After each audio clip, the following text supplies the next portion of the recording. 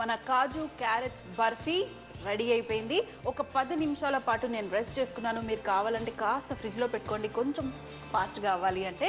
So ఇక్కడ చూడండి ready అయిపోయింది కదా, గట్టిగా అయిపోయింది. ఇప్పుడు మనం డీమోల్డ్ చేయాలి. సో మెల్లిగా చేయి పెట్టేసి నూనె నెయ్యి పెట్టుకున్నాం కాబట్టి ఈజీగా వచ్చేస్తుంది.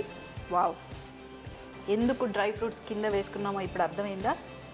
ఇలా పైన లేయర్గా ఇలా కాజు పిస్తా రావాలి అని చెప్పి ఫస్ట్ మనం ప్లేట్లో వేసుకుంటే మీకు ఇలా పర్ఫెక్ట్గా వస్తుంది. సో మరి ఇప్పుడు కట్ చేయడానికి రెడీ. ఏ నైఫ్ అయినా తీసుకుని మీరు మంచిగా సింపుల్గా,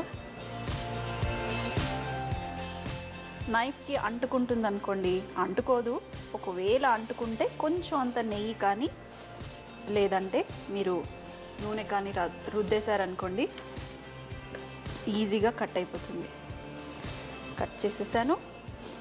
ఇప్పుడు హాఫ్ సింపుల్ అయిన కాజు క్యారెట్ బర్ఫీ రెడీ. చూడండి, మరి టేస్ట్ చేయడానికి కూడా నేను రెడీగా ఉన్నాను. మన క్యారెట్ కాజు బర్ఫీ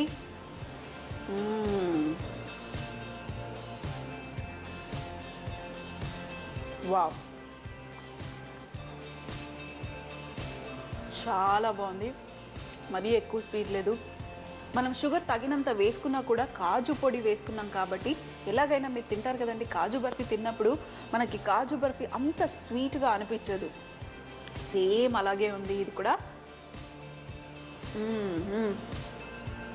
కొంచెం అంతా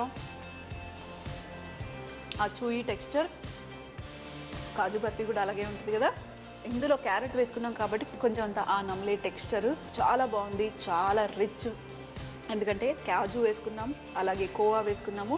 నెయ్యి మాత్రాన్ని ఏం వేసుకోలేదు, కొంచెమే స్ప్రెడ్ చేసేటప్పుడు నెయ్యి వేసుకున్నాం, అంతే తప్పించి డిష్ అయితే సూపర్. ఈ శుక్రవారం రోజు మీ వారి కోసం అలాగే దేవుడి కోసం చేసేసి పెట్టేసి మీ వారికి ఇచ్చి మీ ఫ్యామిలీతో అందరితో పాటు కూర్చుని ఈ సింపుల్ అయిన కాజు క్యారెట్ బర్ఫీ